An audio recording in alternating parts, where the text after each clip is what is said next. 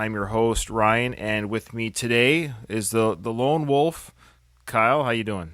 I am great, thanks. How are you doing? I'm doing pretty good. We don't have Katie today. She is on a vacation. Sorry. But that was my dad joke. That's it. She's on a vacation. She would laugh if she was here. Kyle is a hard one to please. Yeah, we miss Katie. The good news is, well, not good news. Good news, bad news. Bad news is she's not here, but we don't have any emails, so there's nothing for her to read. Nobody sent us any emails. It's been like a couple episodes now. What the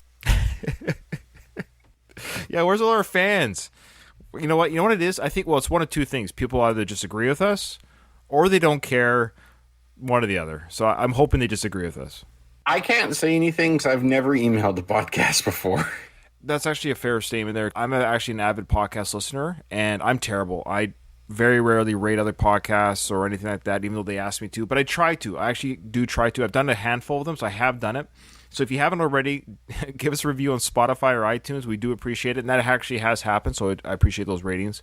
And send us an email. We'd like to also invite you to our Discord channel. Check out the show description on our Last of the Action Heroes podcast network feed.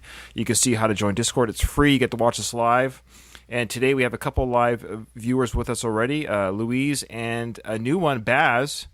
Let's give a shout out to Baz, everyone. This guy messaged me during the week and says, "Hey, man, I really want to go to your Discord chat, but I'm in the UK and you guys do, 6:30 LA time." He got up. He took a nap. This guy got up in the middle of the night to be on our show. So I feel like there's extra pressure to put on a good show. Yeah, it's dedication. I can't stay awake past 10:30 nowadays. There's no way I'd be doing this at 2:30. So, Baz, you have my respect, my friend. And Baz was saying, Yeah. Well, it doesn't really matter, does it? I'm sure you'll put on a good show. So Yeah. we'll see if we do. Well, we're covering the Creed films, so it's hard to say. Since there's no emails, there's actually no more real business to disclose or anything like that. We can actually, Kyle, we can just roll right into discussing Creed 2, Episode 16. Bianca about to have a baby. So let's watch a little bit of that. Boy. So if you're watching us live, what we do is we play some of the movie, we watch the scene, and then we talk about what we just saw. So let's check it out. Oh, Ryan. Yeah. Mr. Balboa? I can't see. The video's frozen. I might just leave and come back, okay? Sure. No worries. While Kyle's doing that, we'll just say the last episode, Rocky and Adonis rushed to the hospital. Oh, Craig just entered. Craig, you just got a hot mic. Craig from Slycast has entered the chat. You want to join us live and co-host? You don't have You to. don't hear me, do you? Yeah, I do. Are you doing something rude or something? No, you tweeted that you were talking about Nighthawk, so I was like, I got to check out what they're talking about. No. So, hey, so wait 1 second, Kyle. I got to unmute Kyle. So, Kyle, Craig just joined the chat. He's, of course, the Godfather podcaster from the Slycast. And his mic is automatically not unmuted, so he came in. He thought we were talking about Nighthawks. The reason being is because I can't find out where to fix it, but anytime I go live on Twitter, it automatically says from a year or two ago where we did the Nighthawks coverage. I can't find where to erase that. I have to delete that tweet, but it still streams the other title that I've updated, if that makes sense. So anyways, it's a Gong Show. So yeah, you got on that quickly, but I already deleted that tweet. Okay. Are you going to join us or are you going to watch? I'll just watch. Well, okay, if you want to jump in and say something, by all means, you're a master podcaster. So if you have anything to say, right now we're just showing the sequence here of Bianca about to have a baby. So let's sit back and see this announcement here. All right. Yeah. Mr. Balboa? She's here. Oh, that's great. That's absolutely good. That's fantastic. Yo. Hey, say hi to your goddaughter. Wow, that's quite an honor. I see you. Hey, hello, beautiful. So, nurse, what about the test? I guess she was having a baby. She's went into delivery, and the baby looks beautiful and healthy and everything. They've made Rocky the Godfather. Thoughts on that title? Well, he's Italian, so it makes sense. Does he know about these things? How's his parenting skills? It's like Gazza's like, hey, you're Italian, Rock. You work for me. And so this is kind of similar. It's like, of course you're a godfather. It's the way it goes. Bianca looks pretty good for just having pushed a baby out. It's looking pretty fresh. That baby, that actually does look like a decently young baby. Sometimes they have like a 3-month-old kid there as a baby.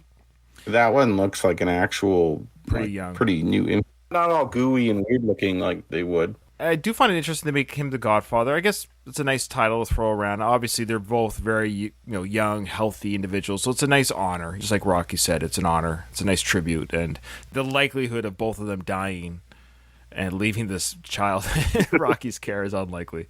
Is that really the Godfather thing? Is that like that one of the? I thought like the Godfather, especially like in a religious context, kind of was almost in charge of like the spiritual development of the child. Like that. Was, maybe like, I'm they were wrong. there for. No, you're both right. It's a two-pronged sort of deal. So it's a spiritual, There you and a spiritual and a physical if needed.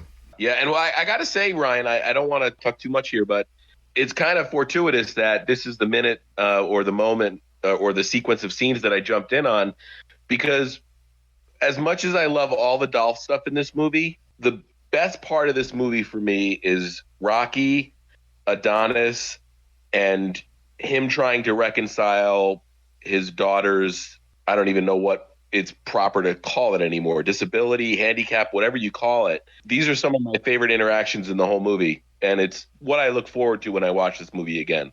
I don't think Kyle or I would mind at all if you jump in. Please, we lost Katie. Katie's down. She's on a vacation, and so she can't be with us today. So if you want to jump in as our third host, by all means, I don't think Kyle would mind. For me, this is the heart of the movie, if you will. Dolph brings so much to this movie, but for me, Rocky movies are always about these moments. Awesome. Okay, let's keep going. Donna's just asked, what about that test? They've already had some indication, because I know when the babies are born, I've had a few. They do a lot of preliminary, Kyle. They do a lot of tests right away. Like, yeah, they test their hips out, and they test like certain reactions and touch, and basically making sure that they're normal. I don't recall for my kids any hearing tests, but given the history of Bianca, obviously they would. I'm surprised that he asked that first, because I recall earlier in the film that was more of a concern of hers. He was more cool about that. He's like, well, if that's the way it is, that's fine. Like, we'll get through it. And like, she was more worried about that. So I almost would have expected her to ask that, not him. Or maybe that's more of a guy thing too. Like, guys like kind of want to get on top of that shit. So this is kind of the moment you're supposed to savor, because your child just came into the world and you're looking at it and it's like this life-changing event. And I could see her not appreciating him being like, so are we doing the test yet? Are we doing the test? well, men aren't very romantic. Sometimes we're pragmatic. We got to fix the problem. Yeah, exactly. Now, we'll run an auditory exam as soon as you and Amora get some rest. Thank God she looks like you. Yeah, right. So she gonna feel anything? No, it's painless. I promise. Okay. Now that they're in place, what we're going to do is give her a series of click stimuli, around 35 decibels. And check her neural responses. Is that loud? Normal auditory range. Okay. Here we go. So what exactly are we looking for? A reading. Spikes.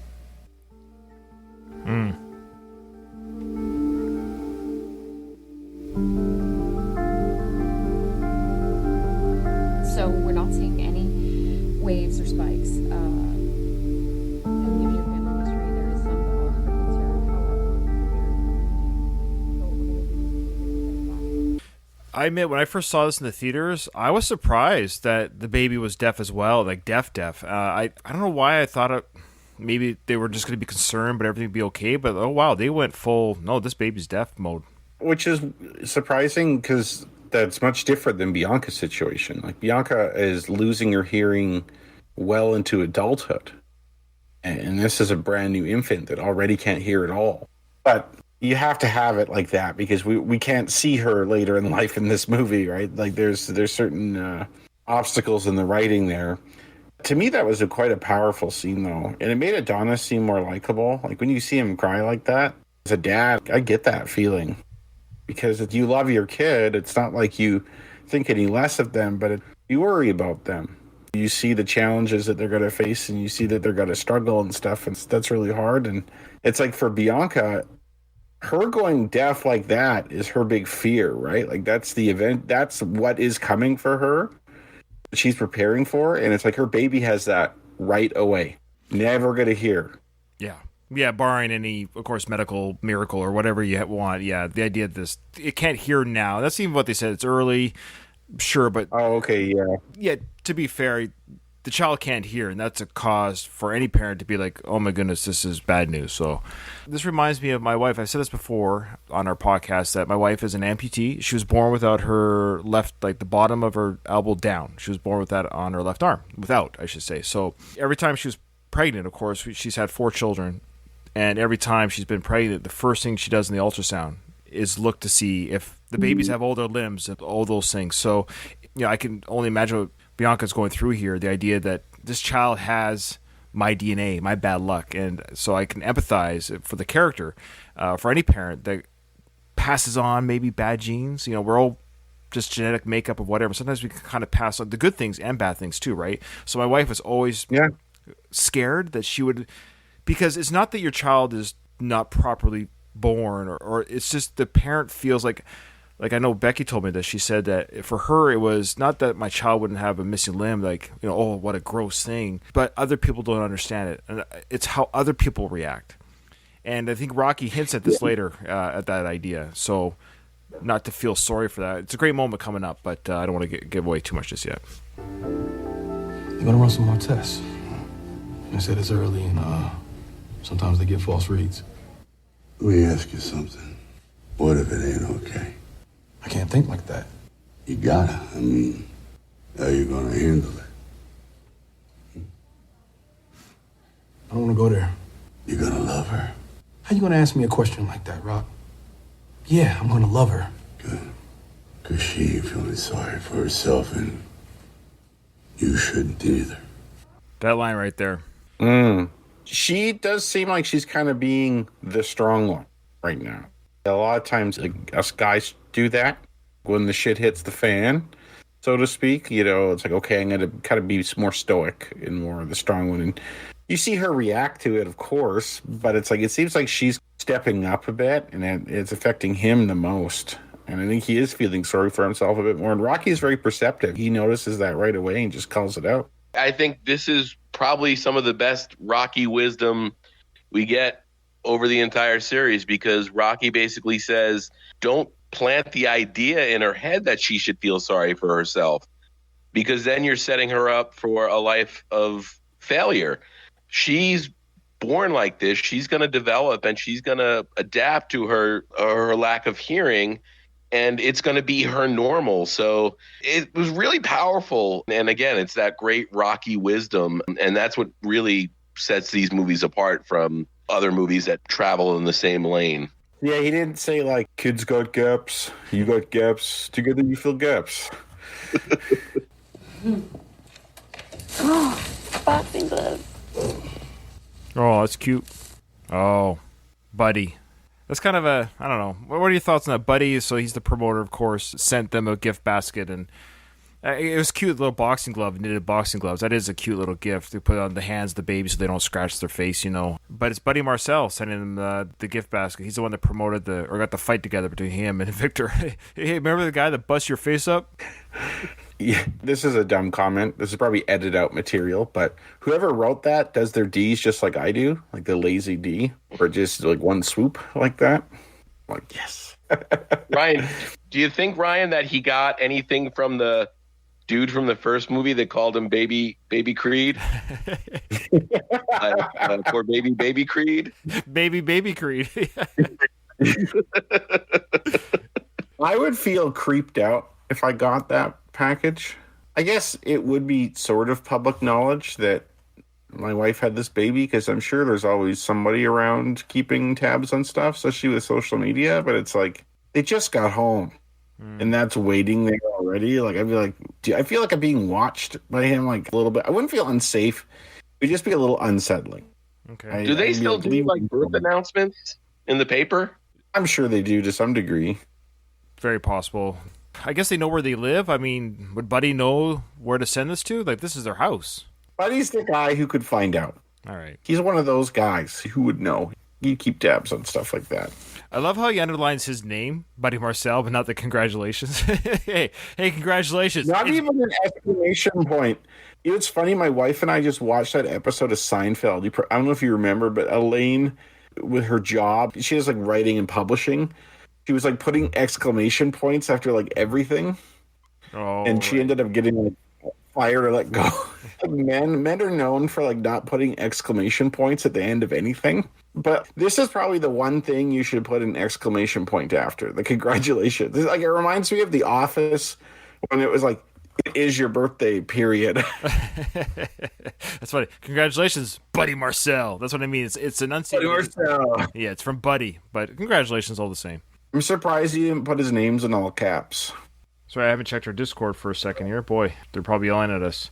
Nothing since Louise insulted us regarding my setup. Oh, that was funny. That was. For those who are just joining us late, me and Kyle were having a hard time setting up this podcast. I restreamed improperly, wrong titles, all this stuff, and then Louise said this is worse than the Rocky couldn't read the cue cards moment. So stuff you can only witness if you join our Discord. You get to see the stuff that doesn't make the airwaves. Good Night Moon, I love that book. Do you have that book, Good Night Moon?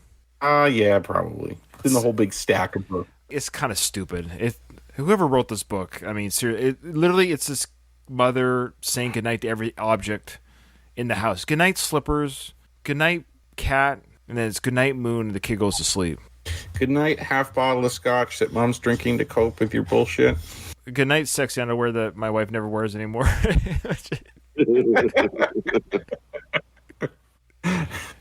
What's that from, babe? The unanimous #1 contender, Victor Drago, has been met with open arms back in Russia, his father's home, which is nice. But the question on everyone's mind is, where is Creed? Ask Buddy. Buddy knows where Creed is, apparently. So we get news here, a little Sports Center news that, Victor Drago is welcome back at home with open arms. And I love how the guy says, which is nice. Sure. I mean, why wouldn't that be nice? But so his home country has welcomed the Dragos are beloved again in Russia is what we're getting here. Which is weird because I don't know if the Russians would like him that much. Like, I guess so, because he beat the shit out of Adonis. He in reality won that fight, but it's like you still didn't take the championship. I feel like the Russian people just wouldn't think that would cut it. I think they're a little more picky than that. Yeah, he hasn't won the championship, but I guess in Russia they're just happy to know that the Russia can beat the crap out of people. They're just happy with the destruction that Victor's causing. If he doesn't choose an opponent soon, he risks forfeiting the title, and personally, I can't imagine him being able to live with that. That's a real strong commentary. Like, maybe he could live with it. Maybe he has a kid now. He doesn't need to fight anymore. You could retire the champion. That's not unheard of, is it? Well, Tyson Fury, you know who that is? Yeah. When he got the title the first time, when he got it from Klitschko, he went into a depression, essentially, because he did everything he wanted to do, and then there was nothing else to do anymore. And he said you had serious alcohol problems, serious mental health problems. He gained like 150 pounds. He was like this enormous weight. Like, he was like 400 pounds or like something nowhere near where you could possibly fight. His title was taken from him for that reason. He didn't take any fights. And he eventually made a comeback where he lost all that weight and stopped drinking and treated his mental health, probably with medication. And he's the champion again now. But yeah, he just lost all motivation when he won the title for the first time. So that for sure happens. Okay, fair enough. Okay, that's a good commentary then by the announcer there. Yeah, look at that stomach, eh? Yeah, no shit.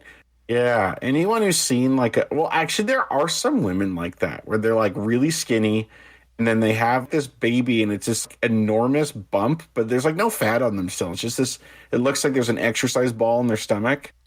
And then they push that baby out and they look fine again. But most women aren't like that. And stretch marks, and they're f***ed up. They just went through a lot. Craig is bowing out. He said his phone's not charged, so it's almost out of batteries. But he said thanks for letting him come in the chat. So, yeah, Craig, thank you so much for your insight, and we do appreciate it. And come by anytime. All right, so that's the beauty of Discord, guys. If you're good enough to crack wise, we can bring you on live. Craig has immunity on the channel because he's one of the hosts of our feed, so he can just jump in and start talking. I can't mute him.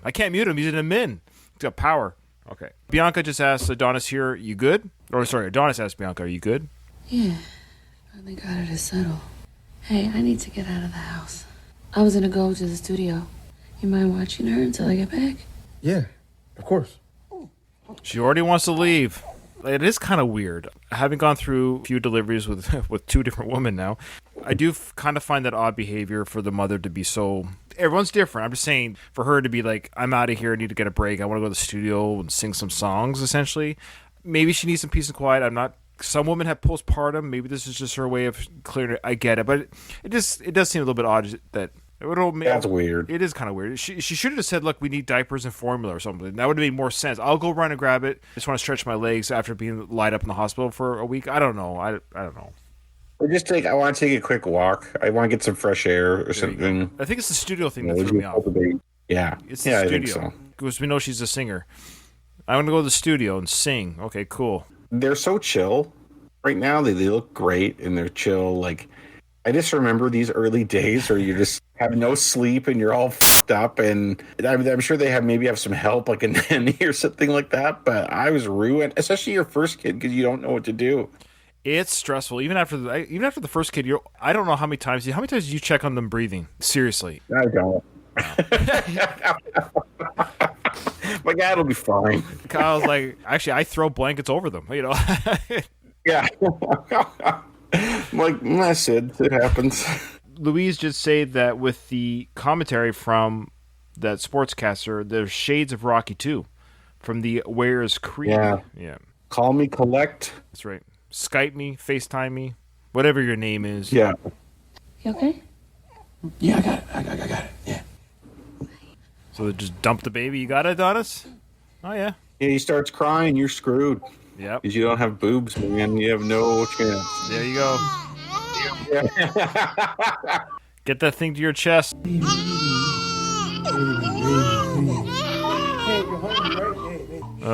more triggering than a baby crying.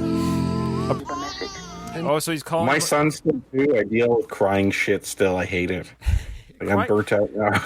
I'm not a human psychologist or what do you call this study of human? Physiology. Yeah, like this is the study of human, how we are, the way we are as humans. I don't know what that is. We're evolved to hate crying. Like there's something in our brains that is triggered because like your kids are more likely to survive that way, right? Yeah, exactly. That's what I mean. Like it's got to be evolutionary. Yeah. Because imagine if the early days of crying was, the kid whistling a happy tune. That baby's doing great over there. Look at that. He's just whistling a happy tune. But little did we know he's getting eaten by a bear. Yeah. And all animals do it. That's the thing. All animals wail or cry. It's supposed to be grating on the people that can help because, like, I want to stop this sound. What do I have to do to stop the sound? Comfort, food. Yeah, exactly. So it's designed. That's why people get pissed off, like a baby on an airplane. Yeah. Because, like, everyone hates hearing crying. No one likes that. Like, there's something about it that just bothers you. And it's not fair to the parent of the baby. I've been on planes with crying kids, and I just feel bad for the parent. I always feel bad for the adult. Yeah. I never get mad. I've been there. I've, knock on wood, I've been on a plane with my kids a few times now. Never had any issues. And they're older now too. But I did do a baby one. Went to Vegas. It wasn't a long ride, but we did a baby one with. He's now 10, but he was a baby when we went to Vegas, and no issues. It was easy, but it can happen. She won't stop crying. Can you just tell me how to? Can you tell me how to make her stop crying? You know why she's crying? She actually got some of her hearing back for a brief moment. She heard Bianca singing in the shower. She can feel the vibrations of that, and it's like, nope. If this is hearing, I want to go deaf again. Call me back when you get this message, okay? All right, so he's taking. Actually, that's a great way to get your baby to stop crying. You probably have done this, Kyle. Car rides. Yeah. Car rides or just in the car seat and walking around doing stuff. That's the way to do it. Car seats. Pro tip. Yeah. We had one of my sons, actually the same one that was on the Vegas flight. He was actually a really colicky baby at the early days of his life. And it was like on the clock from 6 to 9. Granted, it was 6 to 9 in the evening, which isn't too bad because it's not middle of the night. And, it's done before we go to bed. Weird. It was like clockwork. You can set your watch to it. I'm going to start crying at 6 and I'm going to end at 9. And my wife and I would take half-hour shifts. I'm just holding this. Oh, God. It was that bad. It's like, you've got this half hour, I'll take the next half hour. Oh, yeah. One thing that did help was car rides. A little bit expensive on gas, mind you, but you put the kid in the car, and it actually just helps you. It separates you two as well. It's just like, and the motion of the car. I took that of my retirement to get that kid to stop crying. I don't care. Guess what? More blankets. More blankets. Hey, look, I got 5 blankets on this kid. I can't hear a thing. Boy, there's a lot of baby death talk. We should probably have a trigger warning at the beginning of this episode. Hey, what's up, baby girl? Oh, cute little baby, though. Don't cry. Yeah. So he's telling the baby, don't cry, don't cry. It's in the car seat. He's at, we should mention to our listeners, of course, he's at his gym, his training gym here. Bianca's gone to the studio. He's gone to the gym. They're both at their places of employment, so to speak. But this is interesting because we can assume is this his first time kind of punching the bag, do you think, since his loss? We have to assume that. Yeah, because he kind of gives it a couple taps. And you can see his face like, oh, yeah, I've tapped this thing a couple times. Not his wife, the bag. Yeah, there's got to be, it makes sense to me. Like once you have the baby, your perspective changes, and it could either be to fight or not fight, I think. Like sometimes you have to just have something like that, shake things up before you can really get a fresh start. So he gives it a couple taps and he stands up. It's like, oh, this kind of feels good. I'm gonna hit it some more. Right here. He's talking to his kid. I'm right here. Baby's weak in legs. That's right.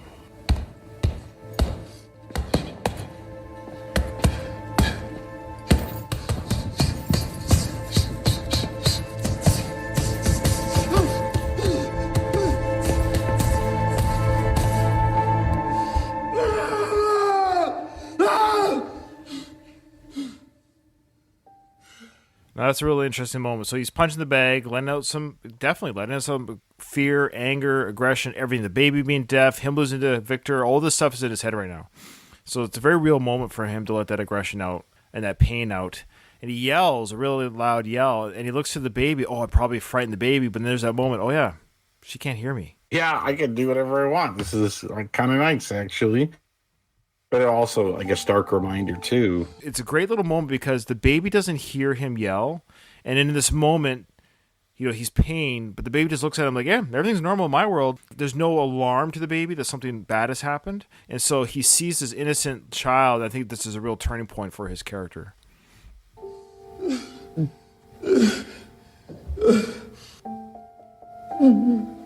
sorry.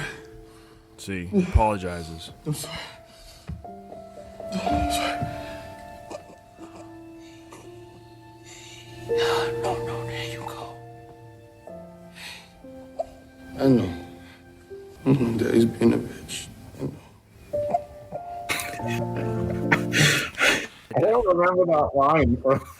Daddy's being a bitch? Yeah. Yeah, I don't remember that at all. I've seen this twice, not including this time. And that's funny. But that's a very purposeful shot here. You can see that there. Mm-hmm. So yeah, for sure. We've got the picture, of course, his father, Apollo, in the background on like the big mosaic or painting or whatever you want to call it. And there's Adonis holding his baby. So you got 3 generations of Creed there. It's a cool little shot there. I think it's purposeful, but also a really cool shot. That's a screen grab. Very well done. Somebody thought, like, I wonder if it was the director, was it Stallone, was it the director saying, hey, that'd be a cool shot? I don't know. It'd be interesting to find out.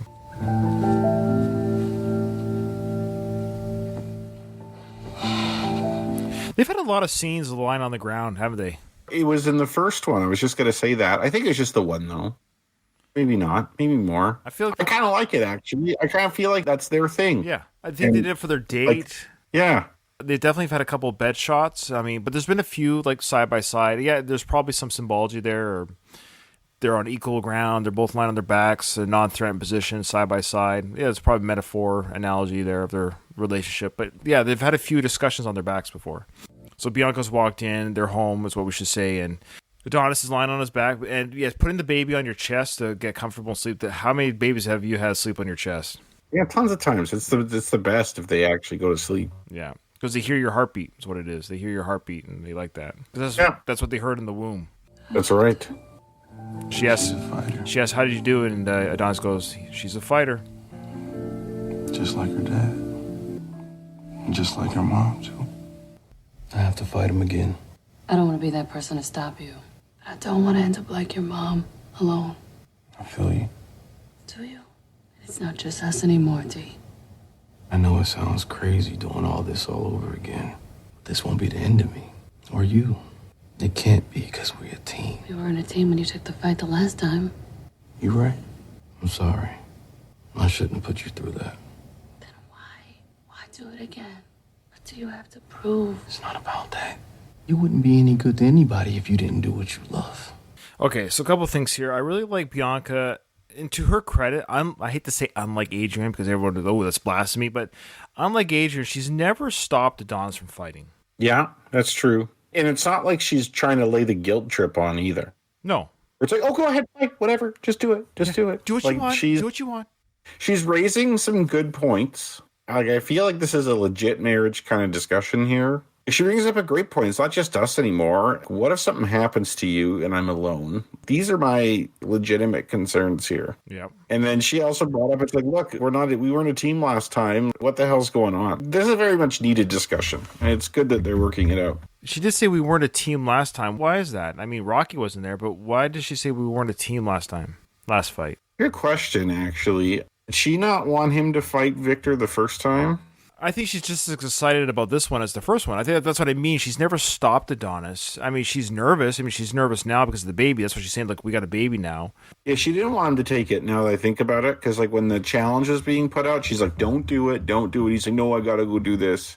Like, they didn't go into it together. That's probably what she's talking about. Maybe people in our Discord could remind us if they could think of why she would mention they weren't a team before. I don't recall any big dialogue about that other than what you're saying. Yeah, that she was hesitant maybe, but maybe she's saying we as in Rocky. Maybe she's including Rocky in that. I don't know. I don't think she wanted him to take it.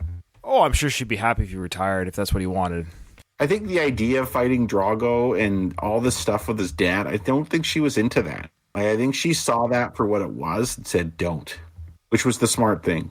Unless Victor legitimately made it up to like number 1 or whatever. Right. He actually says something, Adonis, there that I'm going to say it's a bit of a elite privilege or a champion or millionaire privilege to say this. He said, you wouldn't be any good to anybody if you didn't do what you love. Right there. You wouldn't be any good to anybody if you didn't do what you love.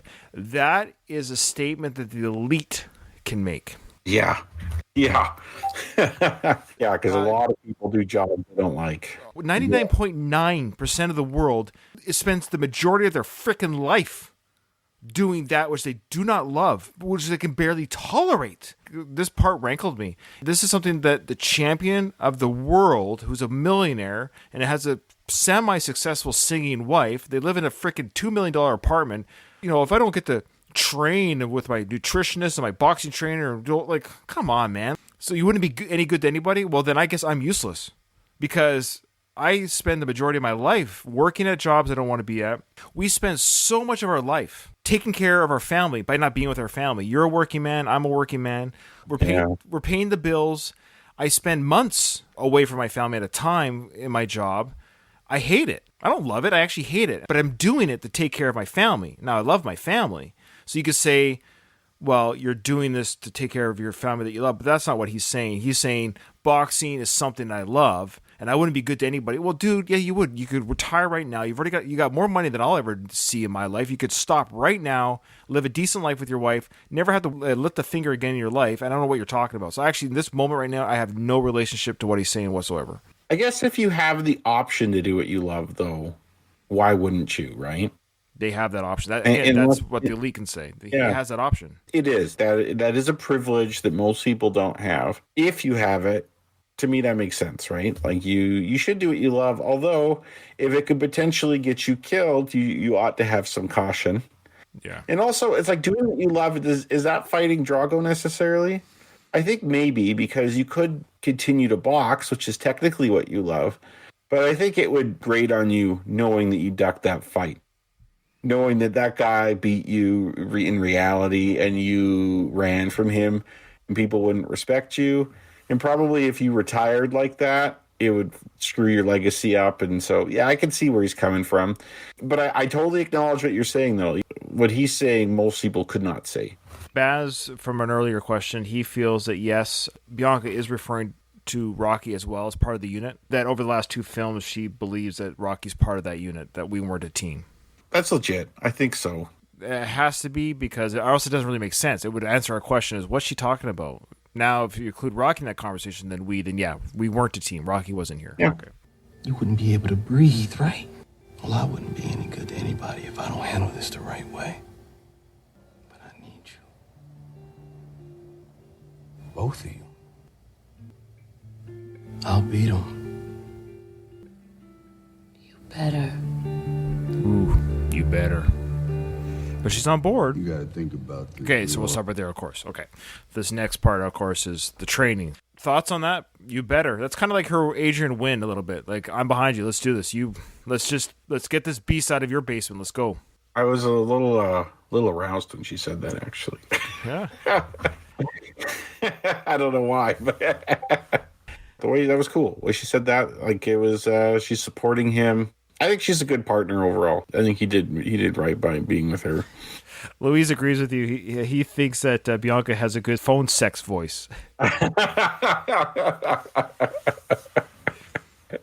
Well, if the singing career goes, she could do teletype. Oh yeah, I'd rather listen to a 1-900 number than her songs. She'd be like, yeah, "Hey Adonis, well, what are you wearing?" Well, I'm wearing the trunks that my father gave me. Oh man, that was an interesting sequence of events. That was the baby episode with the baby's born, baby's deaf. But Adonis has finally made peace with his loss to Victor. He's made peace with his wife. He's making peace with the baby's condition, but they're going to get there. Like I said, there's very little. We didn't do this episode at all. There's other than my little rant about his privilege talk. And that's just me speaking as somebody who, I'm not a champion of the world. He worked hard for this. He worked hard to be the champion. That's a big title. I'm not saying he didn't work hard for that, but I'm saying to make the comment to his wife, the argument that, again, if you didn't do what you love, then who are you good to anyone? I guess I took a little bit of offense because I'm still good to that's what I'm getting at, is I am good to my wife, and I am good to my family, my kids, even though I'm doing that which I don't love, i.e. my job or whatever it is. I don't love my job. Especially good. You're sacrificing for your family. Right. You're good to them. They need you. If you got hit by a bus tomorrow, their quality of life would go down substantially. Right. Other than that, Adonis's character is the most likable he's been in the whole series, and he just continues to be that, which kind of makes you wonder what it will be like for Creed 3, I will say, because he ends this movie as a likable person. Him and Bianca are a good couple by the end of this film. Yeah. I have no issues with them anymore. They've redeemed themselves. I know Greg the First doesn't listen to our show anymore, but if he did, he would know that, see, all good things or bad things come to an end, meaning like, yeah, okay, I have no issues with Adonis anymore. That was part of the character arc. If he just waited, he would see that we get there. But he gave up on our show. He might come back, or he might be on the flying under the radar. We don't know. Anyone who says the Rocky movies or Creed movies, by extension, are just dumb boxing movies, jock films, has not seen. This is drama, man. This is drama. Family drama. Yeah. There's a lot of emotions and stuff like that in here, and it's all balanced. I just want to say thanks to Louise and Baz, and for Craig from Slycast hanging on our Discord. That was really cool to get him to pop in and say hi. And we encourage anyone from the Last of the Action Heroes Podcast Network, if they want to come and say hi, that's always a pleasure. And Baz, I hope this was okay for you. I feel bad. I mean, this is it. You got up at 2:30 in the morning. I don't know. I don't know. I felt a lot of pressure. I don't know why. It's like I got up for this. Yeah, no this. Oh man. All right, man. Thank you so much for everyone that joined. He said it was brilliant. Wow, very easy. Boy, if we just get 1,000 more Bazes, we'd be laughing. Cheers, Baz. Yeah, we appreciate that. And thanks, Louise. Thanks to everyone. And Kyle, take us out. Ding, ding. So let's go there. Let's make our escape. Come on, let's go there. Let's ask and we stay. Can you take me higher to a place where blind men see? Can you take me higher to a place with gold?